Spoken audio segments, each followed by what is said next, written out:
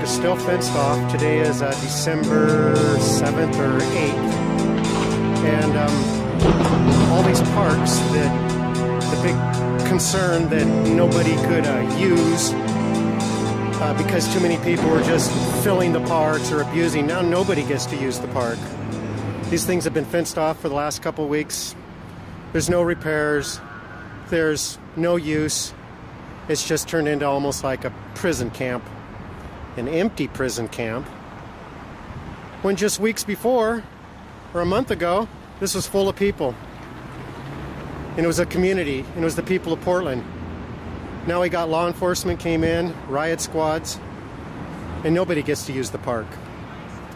And I guess we're all better off because of it. That's what they tell us. What a shame.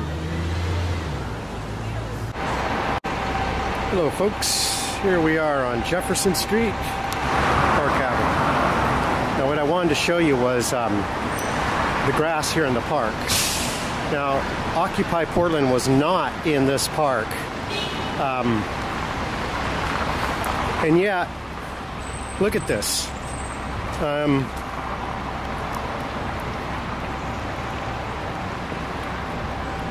You know, this whole place needs grass. Might need some sticks, and there's a few leaves. Are there any thoughts or estimates preliminary as there may be on the damage? No, you know, we had a $19,000 estimate a few weeks ago. I'm sure it'll go up. But here's another thing I can tell you. We've had people in the community this past week say, we will write the checks to cover the cost. And so I'm pretty encouraged by that. Again, that's the Portland way. And I'm hopeful that once we have an estimate that public spirited businesses, concerned people, and Occupy Portland folks are going to step up.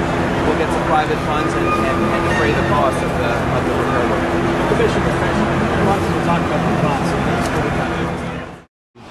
And yet, that's all we hear about, and nobody can go on Chapman Park due to the Occupy people.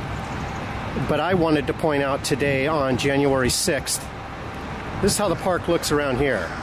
And it had nothing to do with the Occupy movement.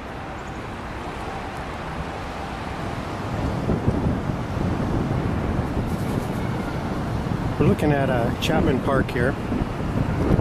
And it's still fenced off. Today is January 11th. The grass here actually doesn't look too bad. I don't know what, you know, I mean, it's not just a mud pit. There's actually some greenery in here. It's still fenced off. And I just want to show this in a comparison now that it's January 11th. I don't know why we still have barbed wire and fencing to keep people out of here. It makes no sense unless you're just trying to trump up the whole issue that the people protesting with Occupy Portland ruined this park. You know, if this is what our city parks look like now, then I guess that's what the mayor wanted. But here it is, January 11th.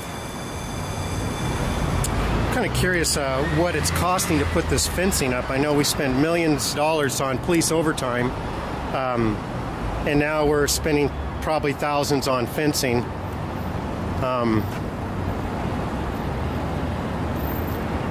Yeah. I'm going to quickly shine the camera across the street here to another park, which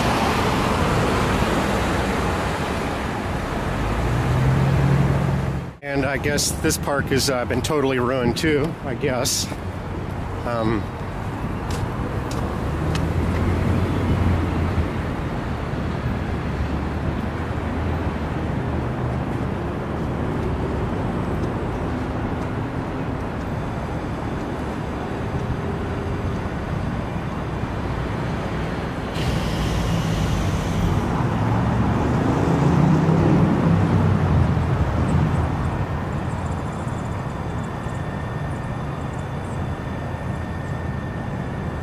Beautiful parks of Portland. Nobody can go in. Now what's interesting here, and I'm going to take us over there, is another park. There was 3 in a row here. And the third park is Terry Shrunk Park, which is about a block that way. So we're going to go over there and take a look at that. As you can see, there's some kids over here playing in the park. This is great. The fences have been removed. This park is a federal park, and it was totally fenced off with riot squads and federal agents with chemical weaponry. It's a non-lethal? Yeah. I thought they were orange, but just not all of them, huh?